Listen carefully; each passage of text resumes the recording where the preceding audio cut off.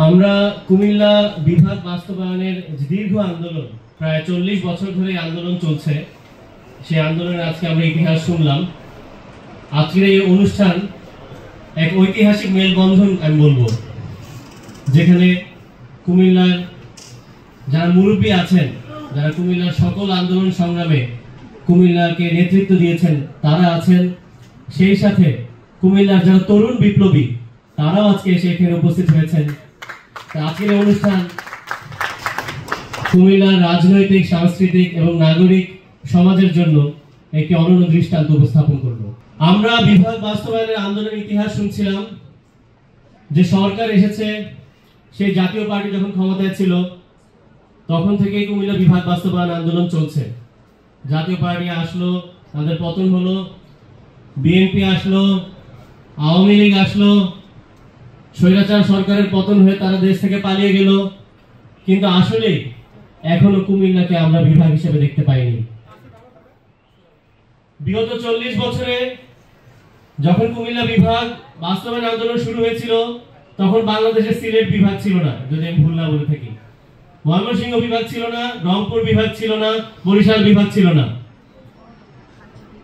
কিন্তু তাদের আগে কুমিল্লার মানুষ এবং এই বাংলাদেশের পূর্বাঞ্চলের মানুষ বিভাগ বাস্তবায়নের যৌক্তিক দাবিতে আন্দোলন শুরু করলেও আমি বলবো যে কুমিল্লার যে নেতৃবৃন্দ আছেন, কুমিল্লার জনগণ আছেন, যারা জাতীয় পর্যায়ে আমাদেরকে প্রতিনিধিত্ব করেন, তাদের অনেকের কারণে সম্ভবত যে কুমিল্লা বিভাগকে আমরা আজ বাস্তবায়ন করতে পারি নাই। 24-এর গণ অভ্যুত্থান আমাদের সামনে অসাধারণ সুযোগ এনে দিয়েছে, কারণ মুক্তিযুদ্ধের পরে 2024 গণ অভ্যুত্থানে বাংলাদেশের মানুষ যে ঐক্য দেখিয়েছে, মুক্তিযুদ্ধের পরে বাংলাদেশের ইতিহাসে এত বড় ঐক্য আর কখনো সৃষ্টি হয় নাই। বসুন্ধরা টিস্যু, অশুদ্ধতার বিরুদ্ধে এক বিন্দুও ছাড় নয়। আমাদের মাঝে অনেক রাজনৈতিক মতাদর্শের ভিন্নতা থাকতে পারে, কিন্তু বাংলাদেশের মানুষ এখন সময়ের সবচেয়ে বেশি ঐক্যবদ্ধ অবস্থায় আমরা বিরাজ করছি। সামনে এই নির্বাচনের ডামাডোল আমরা শুনতে পাচ্ছি, কিন্তু বর্তমানে অন্তর্বর্তীকালীন সরকার ক্ষমতায় আছে।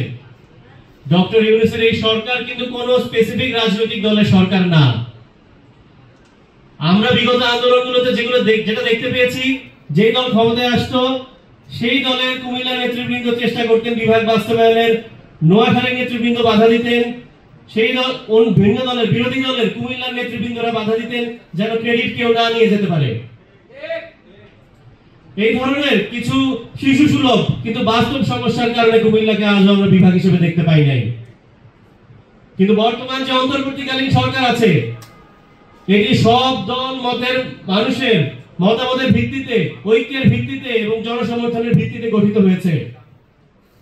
সুতরাং আমরা আজকে এই অনুষ্ঠানের মাধ্যমে তাদের কাছে আবারও প্রবল দাবি জানাতে চাই যে বর্তমান অন্তর্বর্তীকালীন সরকারের আমলেই কুমিল্লাকে বিভাগ হিসেবে ঘোষণা করতে হবে।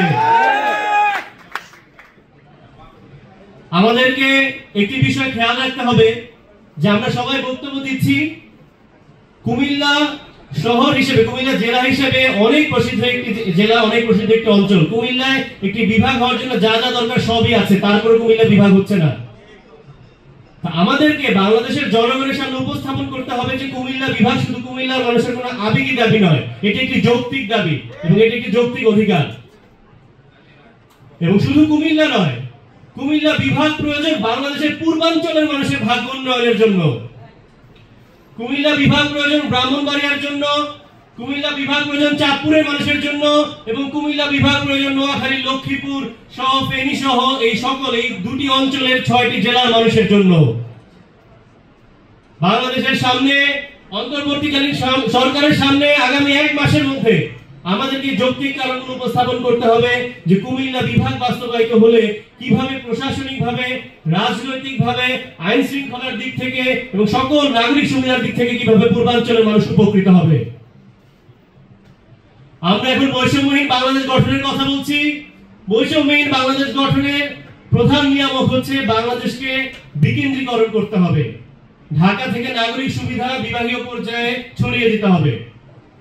বর্তমানে অল্প কিছু প্রশাসনিক সুবিধা বিভাগীয় পর্যায়ে আছে, কিছু আইন শৃঙ্খলার কাজে আমাদের বিভাগীয় শহরে যেতে হয়, এবং প্রস্তাবনা আছে যে সামনে হাইকোর্ট গুলোকে আমরা বিভাগীয় শহরে নিয়ে আসব, যেন মানুষ উপকৃত হতে পারে এবং সারা দেশের জনগণকে যেন সেই এক ঢাকা শহরে না যেতে হয়।